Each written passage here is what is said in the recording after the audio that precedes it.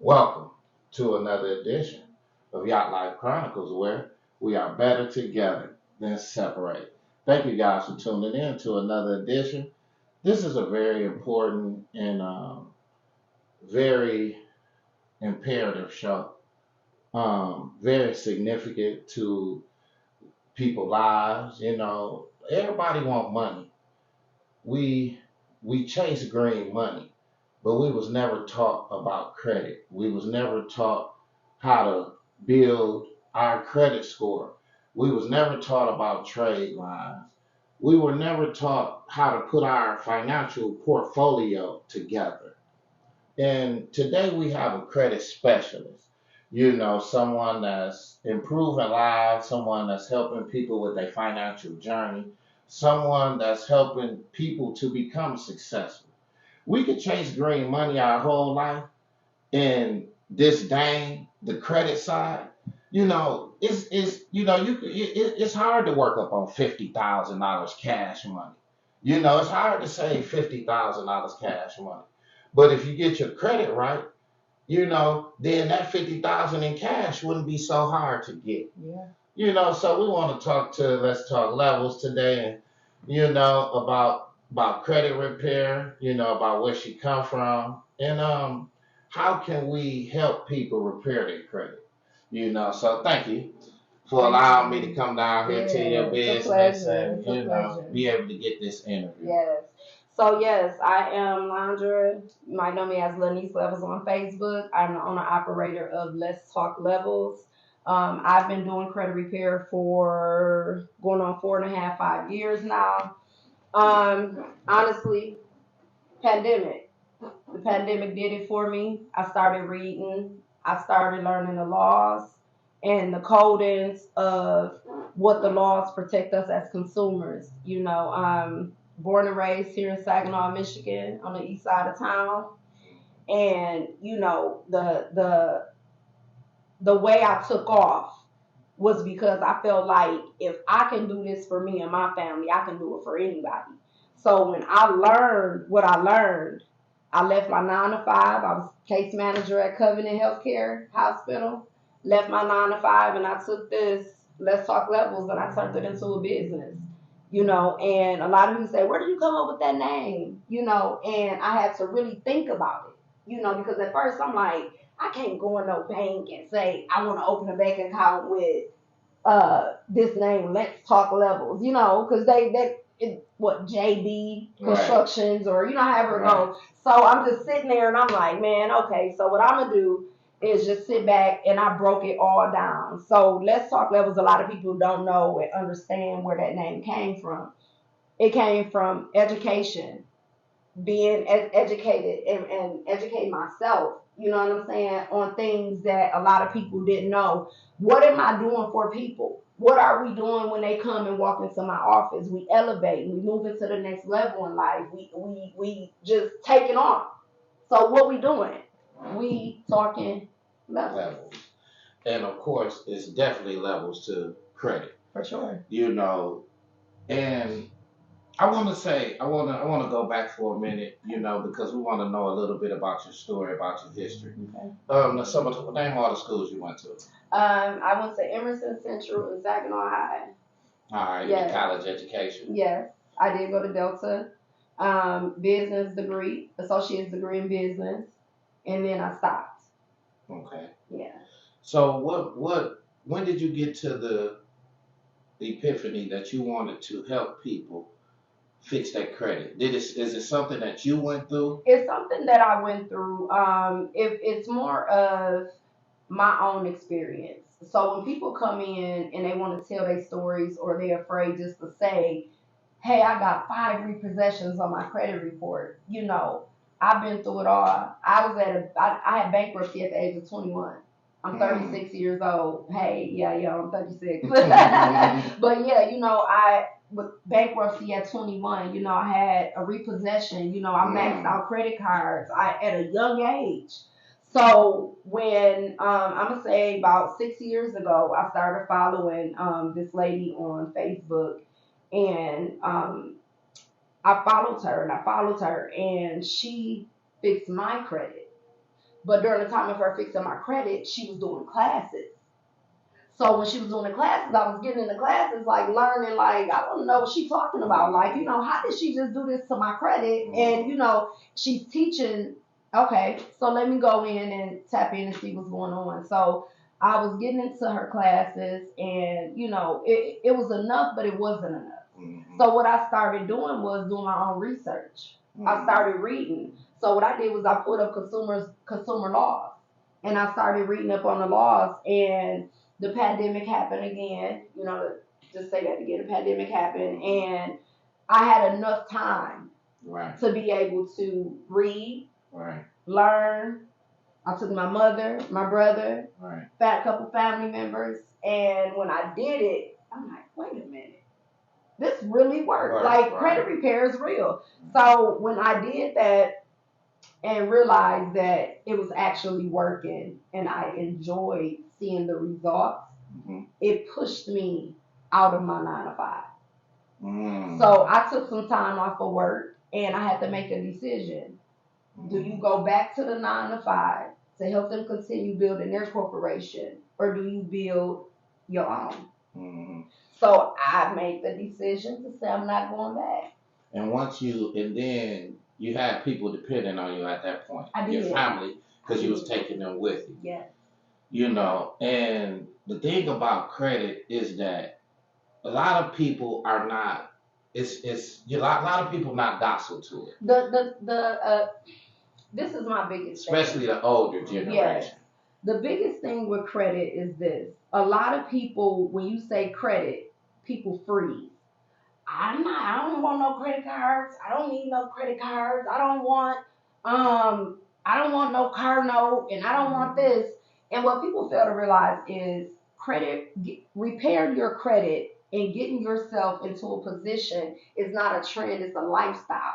So when your credit and that number is over that 600, 650, 750, and it stops at 850, it's not about you having to run out and get a car or run out and max and get all these $100,000 credit cards and things like that, unless you're disciplined to, you know, use them the right way. So I tell people, like, you don't have to be scared to repair your credit, because it's not about going out and pushing yourself to get all this money and all these credit cards, which that's what we strive for, right? But with credit, because like with my study and my journey, I really learned that that's not what credit is for. Yeah. It's not to buy your dream home.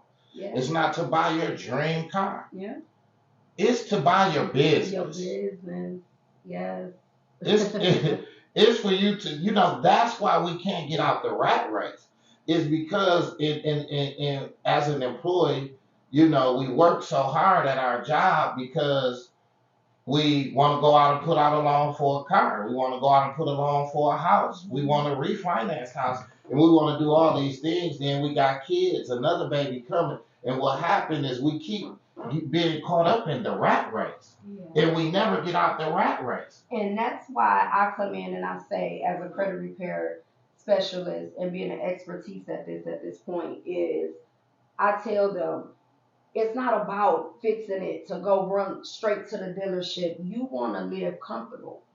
You want to be able to walk in that bank if it's Christmas and say, I want to be Santa for my family, my whole family this Christmas. You want to walk in that bank and be able to say, oh, I just need $5,000. I need $10,000, you know. And it's just as simple as that feeling of saying, I want to be the one to treat my family this year. So it's not just, oh, go buy a car. Like I said again, go get a credit card. It's living financially stable. It's living comfortably. It's living being able to walk into these dealerships and these cars and walking with your head up and not worrying about them. What do you see on my credit? Or I'm just looking for $5,000. No, we ain't looking for nothing. I'm coming in here and I need a loan for $50,000. Okay, just sign this here, and I'm cashed out. You know, and I try to tell a lot of people, it's not about even loans. I go for grants. I have had my personal credit frozen for 4 years now. My personal credit. I have lived off my business credit since then. In I wanted to ask this question. So your social security number runs through your business credit, because I get this a lot of times that your social security number is not tied to your business credit. But every time I try to get some business credit, they always want my social security number. So what I'm gonna tell you is, with you have the right to tell them, I'm not coming to you for anything personal in my life. I'm coming to you for my business. Now, if you just need my social security number to identify who I am for what I'm asking for, because my business is asking you for 70, 80, 90,000, and you just want my social security number to verify who I am, I have the right to let you know I am telling you not to run my credit at all. Not through TransUnion, Experian, or Equifax, right? So when you go into separating the two, you want to keep them apart, because my personal life has nothing to do with my business life. How is that when you the one, the business paying for the personal life or the business? So what I'm saying is, so if we get 5 EINs and then we blow 5 EINs up worth of credit, and then we just keep moving on to another EIN, and we don't have that person's social security number, like that will be the breach, right? Like, so that's why you need the social security number. Your EIN is your social security number. Right. Your EIN is your social security number for your business. Exactly. You have the right to say, do not run my personal social security number when I'm coming to you for my business.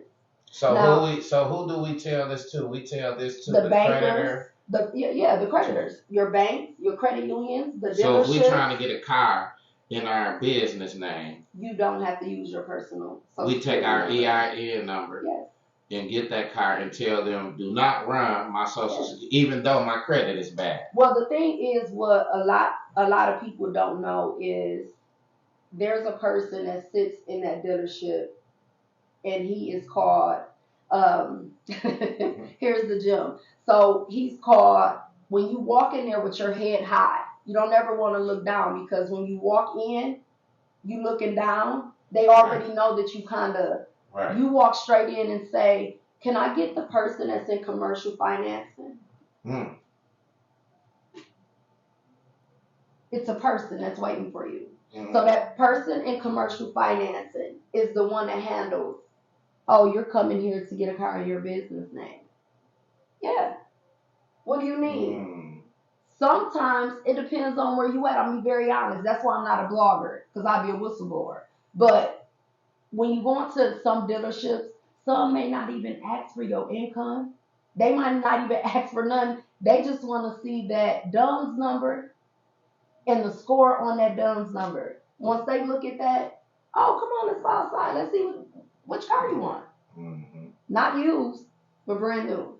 What car you want? So that guy is called, can I speak to the commercial lender here? I don't want to speak to anyone else. As a salesman. Yeah, y'all can't help me. I need that commercial person that's in the back that deals with business. Yeah. Right. So you go in there and you speak with them, and they understand where you're coming from, and they understand what they need. And you know, when you're building business credit, that DUNS number means everything. Because it's like a credit score. It's very different from the Duns and Bradstreet number. Yes, the Duns and Bradstreet number is very different from your personal credit. Like personal credit, 850. Duns number, they want to see an 80 or a 75 or a 70, right? So you go in there and they, oh, okay, yeah, come on, let's see. What's your Duns number? Oh yeah, come on, let's go outside. Let's go pick something. And then you write it out. He don't even realize he haven't asked for your income, your bank statement, anything. Because your DUNS number has the history of your whole business. Your whole business. As far as financing. And that's, well, it shares with him, as they call it, trade lines. But they're just basic accounts. Quill, Uline, so many of them. We could keep them as trades, but at the same time, that Duns and Bradstreet number is going to keep those tier accounts right? You want to invest into these tier accounts. You're going to open up, just say for instance, a J.C. Penney's card. That J.C. Penney's card, you spend $10 off of it, right? Every month, you spend $10 and you just pay it back. Now you building your tier accounts. Now your DUNS number is telling you, hey, you in step 2. You know, you in phase 2. You need to go to Home Depot, Sam's Club, wherever you need, and start opening up different lines and bigger lines of credit. Oh shoot, Sam's Club, gave me $3,000. Home Depot gave me $8, $9, $10,000. So now you're in your tier account. So when you get to your tier 3, is when you win a big league with your paydex score. That number is a paydex score. Your Duns and Bradstreet, it's a paydex score. So when you get into that tier 3 account, those tier 3 accounts are the big banks, Navy Federal, American Express, all that, and you just get in there and I need 100,000. Oh, they say I can get 150 or 200, $300,000. Now here's the thing: when you get into those tier 3 accounts, when it comes to business credit, they may ask for your social security number, not to run it, your personal social security number, not to run it to see what the score is, but to run it to make sure you're you, because now you're in a whole nother bracket. Right. You're in a whole nother bracket. So, but you always want to make sure you tell them, I'm giving you this number to identify who I am. Right. I'm not giving you this number to hit a hard inquiry on my account, because we're not dealing with my personal life. We're dealing with business. And you just keep going and keep going. Yeah. So for the person that got that bad credit, is trade lines a good thing to buy? Because I can remember I was shopping for a trade line one time, and I had seen a Discover card from like 1984. Yeah. And it was like $1,200 to get on there. And I'm like, oh man, I could get on this trade line, and this trade line gonna blow my credit up, and everything gonna be all good. Okay, so here's another gem. Let me drop it. You search for trade lines. I need to get this trade line on my credit report, because I know if I get this trade line that has 25 years of history, $20,000 on an account, and it's been A1 for 20 years, right? You buy that trade line account, put it on your personal credit, and it shoot up 15 points. 15 points? Right. What the heck is this? Y'all scam me. Right. They never scammed you. You have to clean your credit report. If it's something negative reporting on your credit report, and you add that trade line, it's not going to get you where you want to be. It's gonna stagger you from getting to where you want to be. So if you got a collection, one of your other accounts may got a late payment on it, and you got over 5 inquiries, it's gonna collapse. Right. You want this trade line to boost you, but your personal credit report is still reporting negative things. So the foundation is to get your personal together first before you do anything. Yes. Get your personal credit together before you add a trade line. Yes. So tell us about the first person that you helped to get their credit together. Well, we know that was your family. Yeah.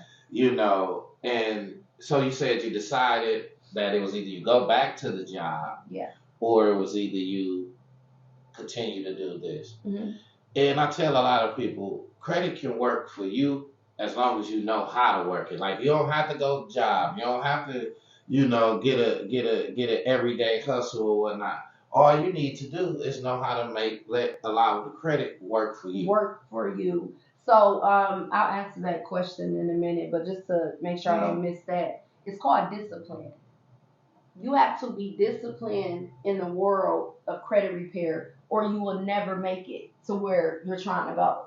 You have to understand that if you get a card in the mail and they tell you you have 10 grand on this card, what's the first thing you think we're going to do? Or others is going to do? Go out and spend it. They're going to go out and spend it. Right. You got to be disciplined. How can I set this $10,000 and turn this $10,000 one credit card into $100,000?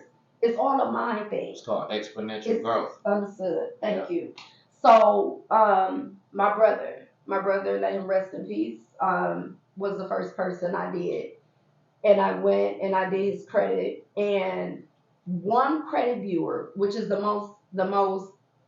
it's two credit bureaus that creditors pull from that is very important, and that's TransUnion and Experian. Experian is number one that they look at, and TransUnion is number two. But either way, so I did my brother, and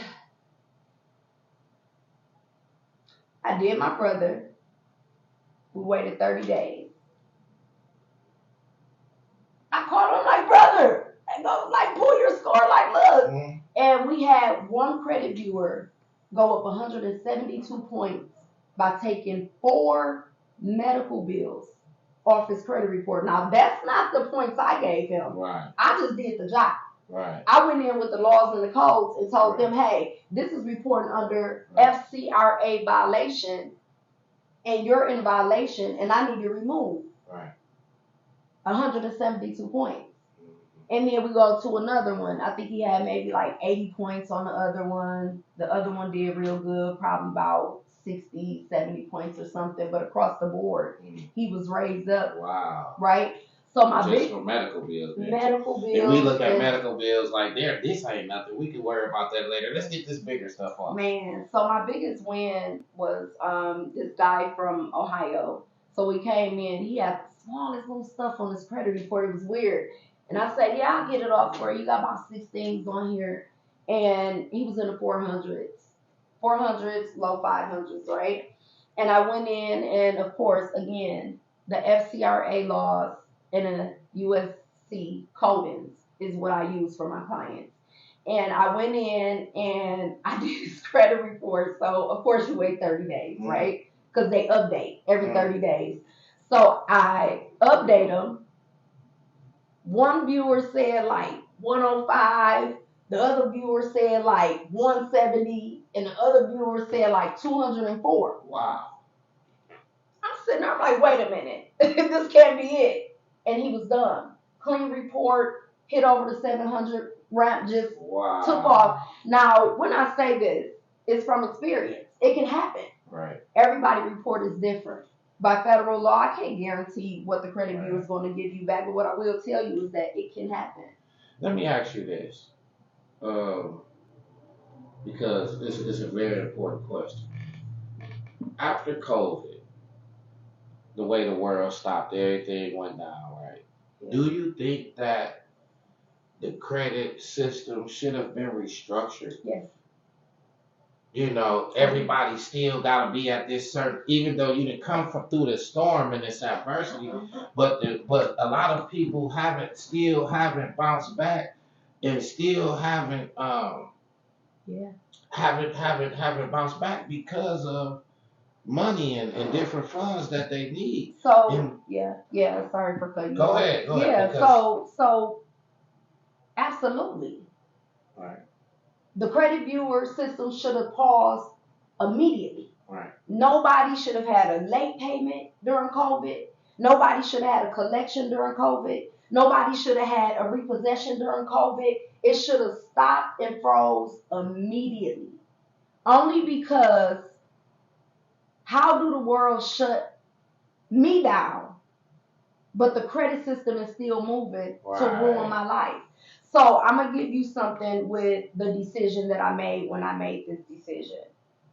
I was working with a lot of Caucasian people, and they were coming to work, you know, and they're nurses, and, you know, I worked in case management. They were nurses and stuff like that, and they were coming to work sharing their stories. Like, my husband just got laid off from work.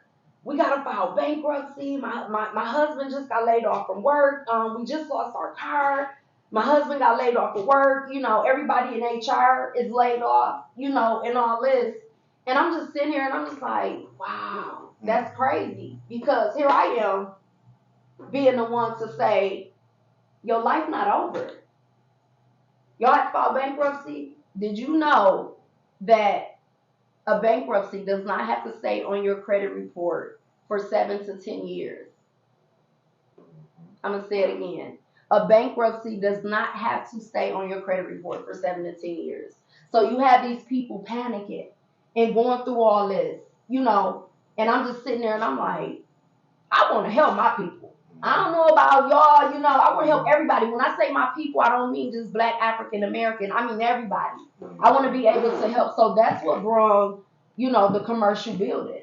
I want to catch the eyes of everyone to be able to understand that if you need help, you have a credit repair specialist here in Saginaw that knows her laws and her business 100%. And that bankruptcy that your husband had to file do not have to sit there for 7 to 10 years. What about child support? Child support off. It's against your privacy rights. It should never be there. The bankruptcy courts and the child support courts do not report or talk to the credit bureaus at all. It's these third-party people, LexisNexis, CoreLogic, I can name so many more. Go and buy your information. I remember I went in and I they teach us how to lock this CoreLogic thing and this third party thing, and like we look for an apartments, and a lot of times that's the reason why we don't get apartments, because all this CoreLogic and all this negative database that they're putting on us. Yes, and it's against your rights. As you can see, that flyer there tells you everything: disputes, student loans, evictions, child support, charge-offs, repossessions, and more, meaning, medical bills, just everything. Child support is part of your privacy rights. I gave no one consent to place this on my credit report. That's my privacy. So you called a friend of the court. Why is this showing on my credit report? I don't know. You do know because you're selling my information. Well, we don't report to the credit bureaus. That's their safe. That's how they stay safe and out the way. We don't report to them. We don't confirm anything to them. Bankruptcy court, same thing. They'll send you a letter. You'll call them, hey, why is this bankruptcy showing on my credit report? We don't report to the credit bureaus. We don't even deal with them. Oh, I'll send you a letter. And their letter clearly states, we did not give you their information. Mm-hmm. And the way I was taught, and shout out to Carolyn Moore because she taught me a lot on credit, and one of the things. Shout out to Carolyn. Shout out to Carolyn. And one of the things she did teach me was that, because I would go on experience. And I would even teach the people that I was around. Yeah.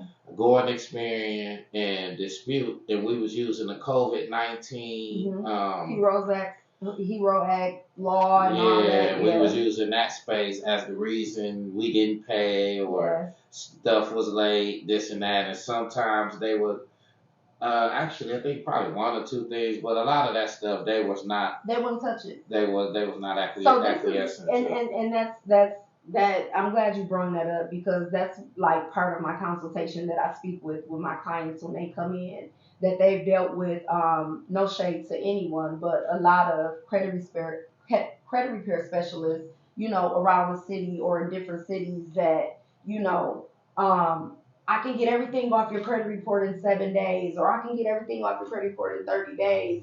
And it can happen. But how are you doing it? Because if you're doing it fraudulent, and these creditors come back, because the credit bureaus do report to these creditors. Right. So if that one, like, I'm going to give prime example, Frankenmuth Credit Union, they play no games. They respond immediately. If it's a late payment, whatever. But when these people are catching your letters coming in and you said it's fraud, but you actually went in and bought that car and signed for it, and now you're wondering why you're being sued, right? So I tell my clients, by law, I can't guarantee you anything, but I stand behind my word. Because I know what I'm doing. I could look at your credit report for 5 seconds and know exactly where every violation is. That's how I get the results that I get. Real people, real results, my work. Only thing I don't do is just say who it is. Right. Right. It's confidential. So because when you're in the credit, you can get to chasing a number. Mm-hmm. And then, is it better to chase the number or open more accounts? It's better to clean your report It's better to clean the negative items off your report. That's number one. The score is going to happen regardless. Right. Because after that negative stuff is off, now you're disciplined to start building positive. Right? So when that stuff start hitting every 30 days, you like, boom, you know, one credit bureau might catch that first account. And you look up next month like, oh, shoot, I went from a 550 to a 670. Why is it every 30 days? It's every 30 days only because they report. The creditors report between the 21st and the 30th. Okay. So the creditors, that mean the car lots, if you got a loan from your bank, that's their law. They report between the 21st and the 30th. So every 30 days mean your credit report allow you to pull your report at that 30th day to see what they're doing or what they're not doing. And Experian, Equifax, TransUnion. They're not friends.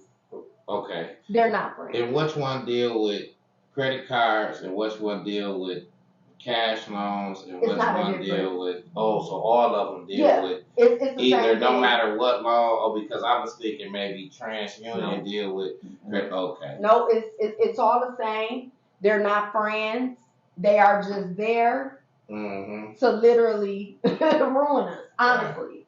Right. You know, they're there to ruin us. And if you don't know your law,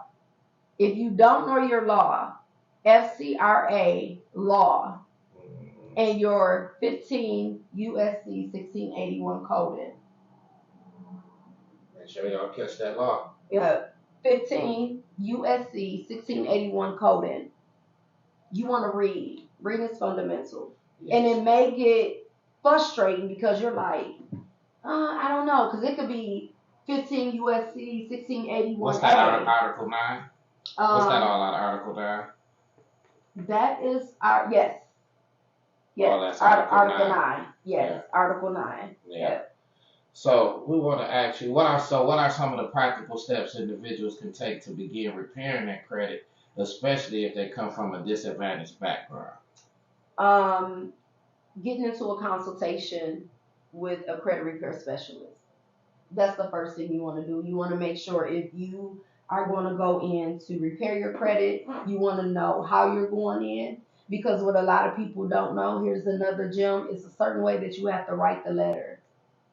So I just can't, like I never wrote a letter, but I always think, Well, I mean type it because they don't take written letters. You have to type it. Oh, so you got to type a letter out. But it's a certain way, like they just not taking everybody's letter. The credit reporting agencies does not have people that sit at a desk and open your letter and read it and dispute it. It goes through a computer.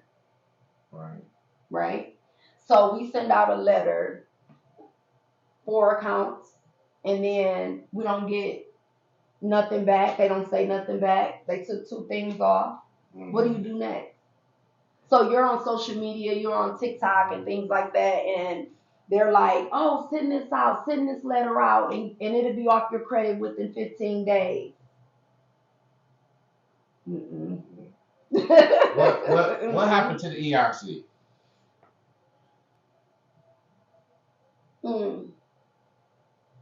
Explain that more. Ask me that question again. The employee retention credit. I never got into it. Okay. I never got into it. Because I know they had stopped it, so I was just seeing it. Yeah, I never got into it only because it was, at the time, so much fraudulent. So what are some common pitfalls or mistakes people make when trying to improve their credit, and how can they avoid them? Avoiding them is placing any account that you have that is reporting every 30 days. You want to place that on auto pay. You become disciplined. You don't have to worry about it. All you have to know is that the money is in the account. You put it on auto pay. What was the first question? Sorry. No, you're all right. It was one before that one. What are the common pitfalls or mistakes people make when trying to improve their credit? Late payments. They forget to pay. Life may be busy. Life is hectic. You got kids. Life itself, and you forget. Mm-hmm. Oh man, I'm supposed to went in there and paid that, and you 12 days late.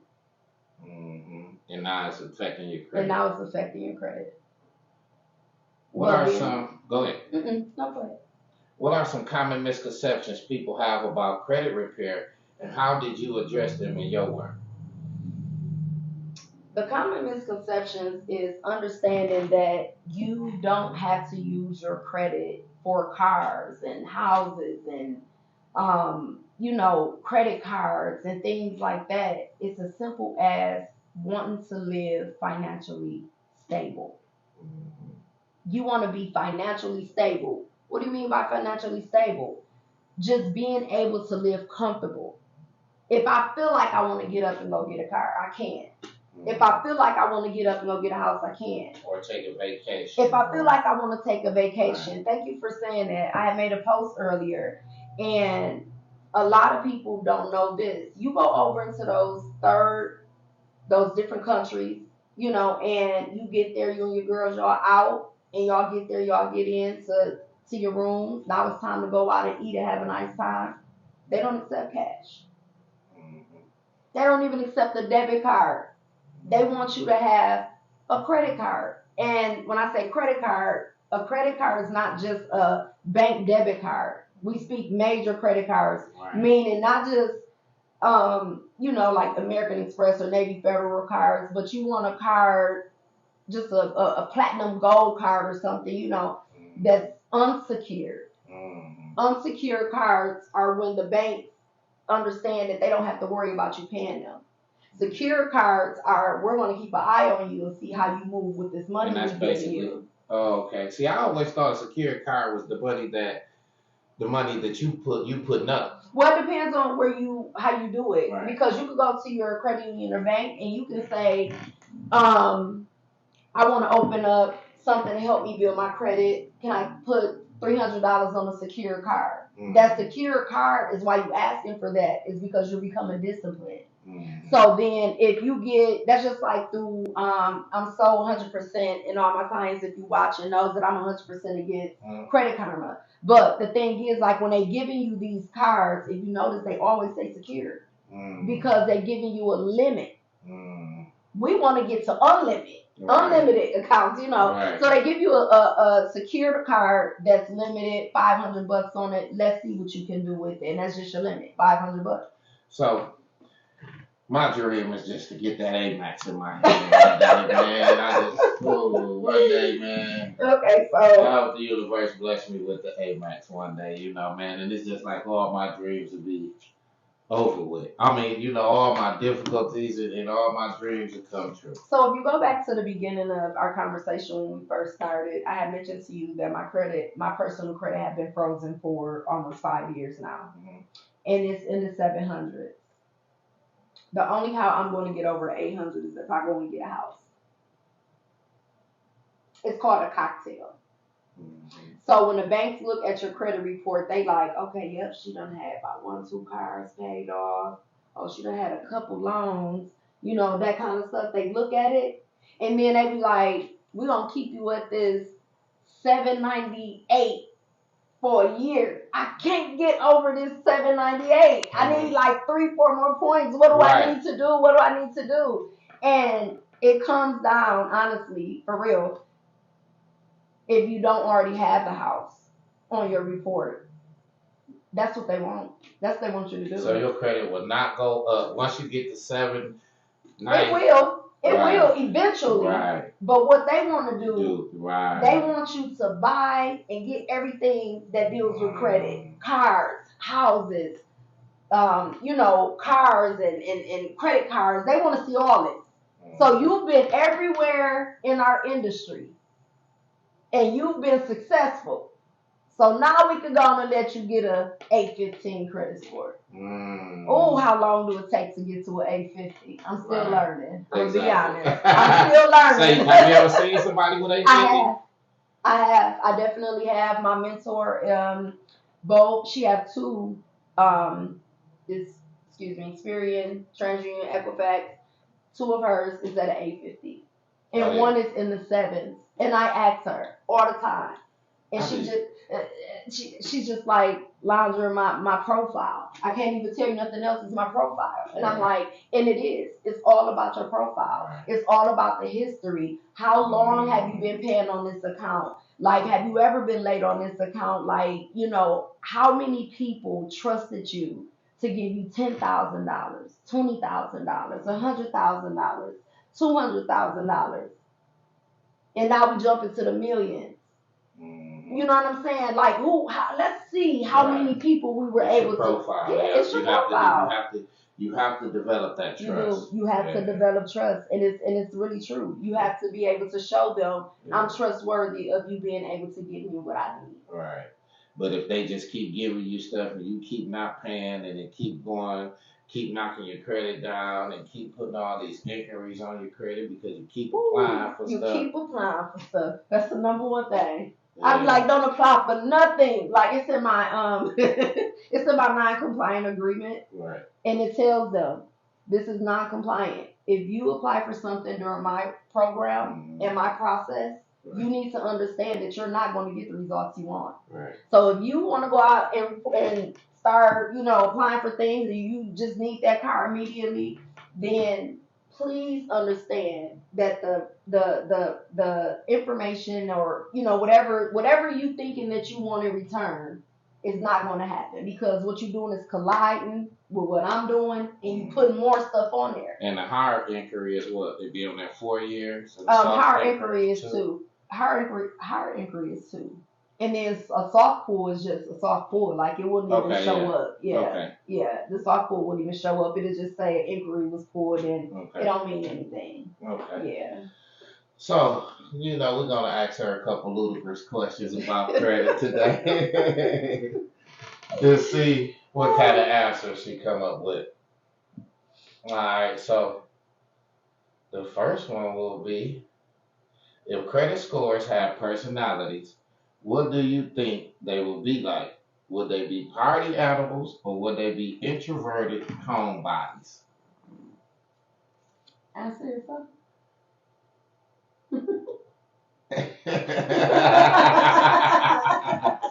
So party animals, yeah. So no, honestly, it's if it had a personality, it would be poor, fair, happy, sad, mad, or glad, excited, winning. What was the other one? What was the other one? Wait. Okay, so yeah, that's the What would they be? personality. Party animals? Would they be party animals or introverted homebodies? Homebodies. Okay. Homebodies. All right. Have you ever encountered a credit report so messy that you needed a hazmat suit to clean it up? Say that again. Have you ever encountered a credit report so messy that you needed a hazmat suit to clean it up? Nah. Nah.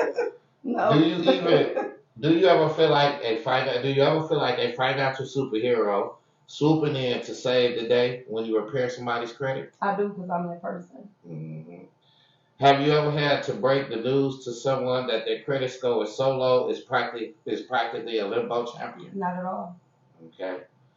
What's the weirdest excuse someone has given you for their credit mishap? Did they really eat the dog? Did the dog really eat the credit report? What's the weirdest excuse? The weirdest excuse, and it don't be excuse because it's life, but we'll just say excuse. It's always hardship. Something happened. Something happened in life. I lost my job. That's number one. I lost my job. Things got bad. I just couldn't pay it. Right. Yeah. Well, you're one more. Have you ever encountered a credit report that was so bad you couldn't help but laugh? Did you have to do a double take to make sure it wasn't a comedy skit? Not at all. I have run a person from a 0 credit score. I have had, honestly. It's possible to have a 0 credit score? Yep. They will put your score at a 0. And then that's where I go in and I say, what's on this? What's on here that got you at a 0? They don't want to report nothing. So I go in and I say, okay, let's pull your credit report. Let's see what's on TransUnion, because they got you reporting at a 0 credit score. So I went in, of course, SCRA laws and coded. I go in, I use my laws and coding, and we wait 30 days. 600? How you go from a zero to a 600? Are you serious? Very serious. It seemed like that's all the starting point too. Very serious. It seemed like that's the starting point at And 600. then it's something else too to mention. You know, like when you get in the mid 600, I'm just saying when you get over a 500, I mean a 600 credit score. If you notice, even if you play with your own score, just pay attention as you start growing, right? When you get over a 600 credit score, like if you late or have a late payment, they'll take like 70 points from you. But when you're in the 500s, which is pretty much, how we putting it? Poor. Uncertain. Poor, yeah. And they call that fair. We call that good. Right. You know what I'm saying? So when you get there and you like, now for 5 years I've been late on this account and I've been late on that account and I've been in the 500s, all y'all take is 2-3 points from me. It is so serious that I have learned when you get in the 600s and 700s that you better become disciplined. My clients have called me and I have gotten updates, 30-day updates, and I say, why and how did you get a late payment? They just took 120 points from you. Facts. Mm-hmm. It's that deep. Right. Yeah. My clients, if they listen and if y'all watching, they know. Like, I'm like, all I can do now is go back into your report and get the late payment off. It seemed like, and they're not giving you the 120 points back. I was just going to say that it's so hard to get those 120 points back. It's going to take 90 days or 104 months. Listen, like the most I've seen a score drop on a credit report with just a late payment, honestly, was like 160. They took 160 points just because of a late payment. Oh, because this client is at a 701 or a 690, 695, 643. Let's get them back where they need to be. Ain't that crazy? Yeah. All right, we can ask her one more question before we get out of here. So what are some of your long-term strategies for individuals to not only repair their credit, but also build wealth and financial security for themselves and their family? You want to start looking into assets. You want to start looking into property. You want to start buying things. When I say buying, not a car, you know, you want to go get property. You know, it's a lot right here that's empty and it's showing that the lot is for sale. Go buy that lot. Is that for purposes of collateral? It's for purposes of the generations that come behind you and your family. And you want to get that assets built for your family. So when you get old, that generation under you, and then that generation under them, and it's going to keep going because the 6th grandma above them that started this left us this. And we got to keep it going. Right, and they're going to build on that property. They're going to build on that property. Man, they're going to, you know, buying into things and you know, it's man, it's so much. Right. We can go hours. So, but that's what I wanted to leave guys with, man. And I want to thank her, man, for giving us this great interview. But what we do want to leave you guys with is that out of Rich Dad, Poor Dad, you guys got to create a balance sheet. You know, and your balance sheet should include the income box, the expense box, an asset box, and a liability box. At 100%. A lot of people don't want to sit down and draw this balance sheet because they have to be real and honest about their spending habits. But if we're trying to be, as what everybody keeps saying, have generational wealth, we're trying to be financially stable, then we got to buckle down and we got to get disciplined, like she said. We have to put more things in our asset box. We have to create assets. If we have no credit, how are we going to create assets? You know, we get our income. The first things happen to our income is it goes in the expense box. your rent, your mortgage, your car note, your gas, your food, clothes to go to work. Then you have liabilities. You know, you got you gotta go to the club. You gotta have the new Balenciagas. You gotta have the blunts from the store. You know, you gotta have stuff that you gotta have the new pair of Jordans that's come out. Those are liabilities, and that's what's stopping you from saving your money, getting to that asset column. You know, the asset column is definitely in the life that we live in right now. People don't know is that's the most important thing in life for us right now, because where the world is going, if y'all not in it and y'all not seeing what's happening, and I'm gonna give a prime example. I'm gonna give a prime example in closing to what I want to share with you guys. 4 years ago, you would not have never seen Londra owning a business on Dixie Highway. So if you're not in tune to your surroundings, you're going to be left behind. It's happening right in front of you. There's no way it would have been young black entrepreneurs having African Americans having businesses inside the Fashion Square Mall. Every time you go in the mall, now it's a black business somewhere. Excuse me, but it is. Where's the Asians? Where's the Caucasian people? Where did everybody go? They left the scene because they see what we don't see. You gotta pay attention to your surroundings, because now they invested. We've been investing in Walmart, because guess what? Walmart didn't shut down when COVID happened. They had a time limit, but we gotta keep the store open for these people that's hungry. Yeah. So what they did is, I'm closing down JCPenney's, I'm closing down Macy's, I'm closing down all these stores, and now we looking around Saginaw like it's nothing here, because we want to put it where the money is at, Detroit, Lansing, XYZ, or we just going to start investing into Amazon. Forget that. We just closing the store and we're going to go into Amazon storefront. We're going to get us an Amazon storefront and just bring that passive income.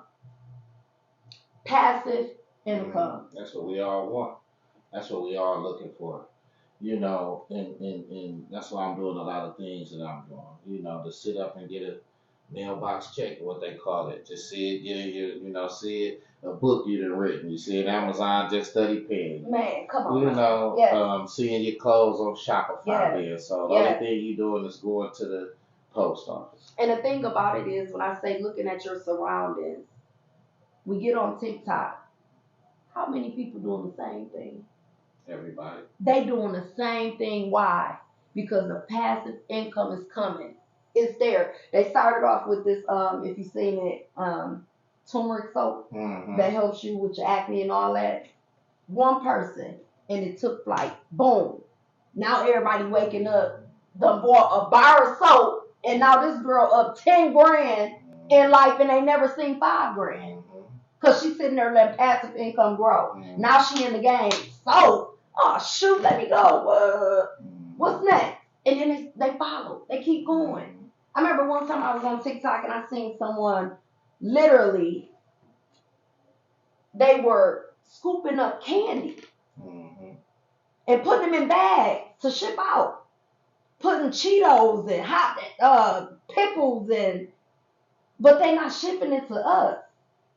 They shipping it to those other countries that never experienced or never tasted or never, and now they sitting up just a fruit roll up, a Cheeto, a juice. Like, what are you doing?